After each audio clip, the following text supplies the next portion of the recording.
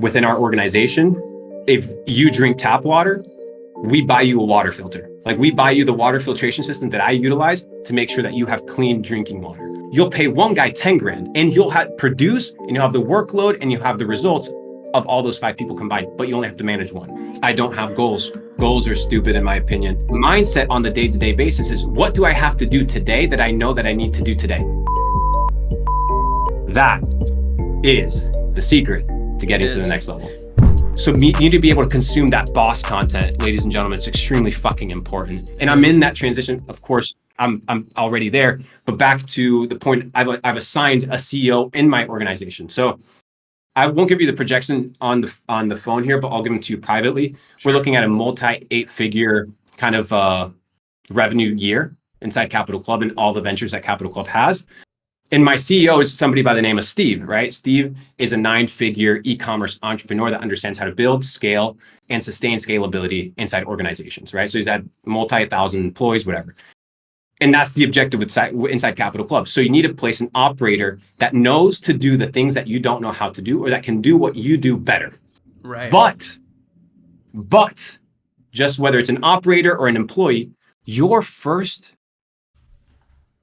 dilemma, the first problem and challenge you need to solve when you become a boss is the question that you need to ask yourself. And it's the following question.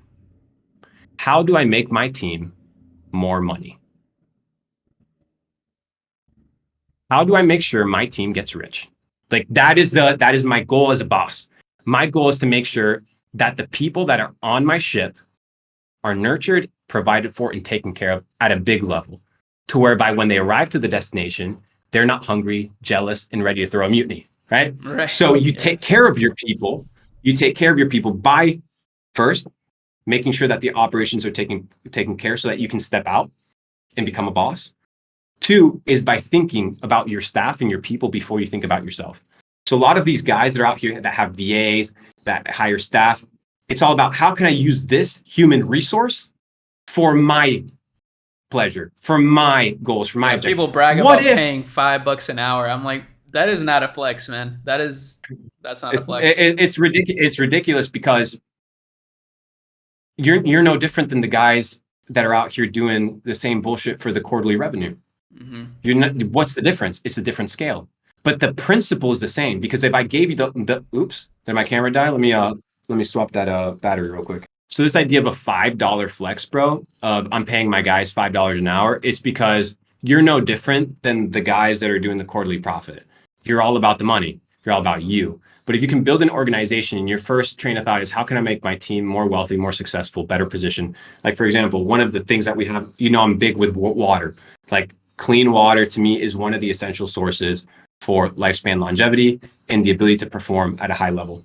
Within our organization, if you drink tap water, we buy you a water filter. Like we buy you the water filtration system that I utilize to make sure that you have clean drinking water. Why? Because if I can take care of you as an individual, you'll take care of me as an individual.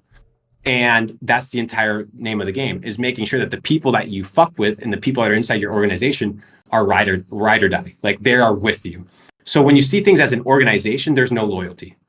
But when you see things as a mission, there's loyalty.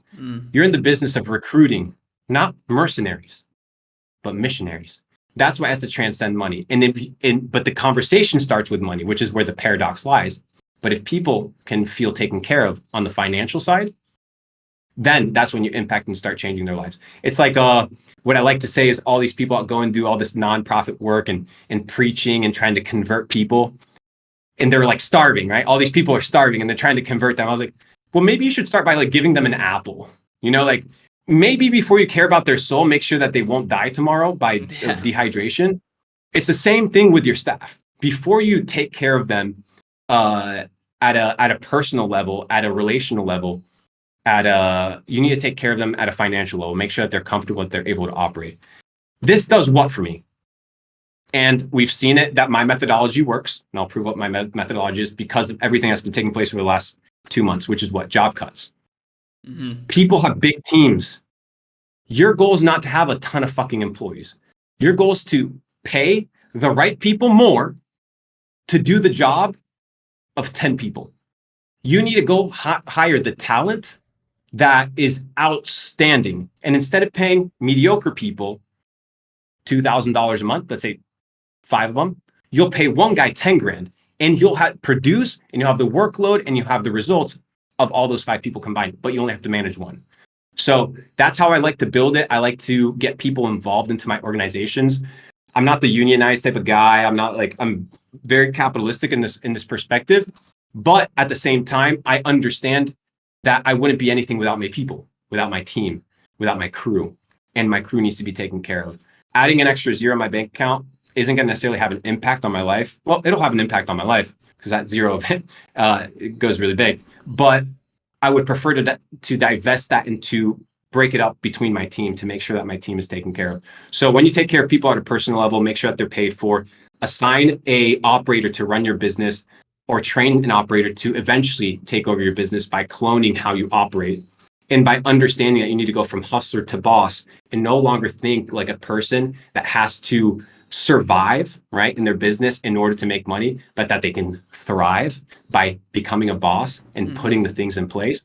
That is the secret to getting to the next level. And that's a place of abundance. I actually learned that same quote that you just mentioned from one of my mentors online. I've watched like every piece of his content. His name's Andrew Wilkins. I don't know if you know him. He's out of Canada. He's like an investor. No, not familiar. He just became a billionaire like a couple of weeks ago. So that was huge. And he says that he's like, hire 1 to hire 10.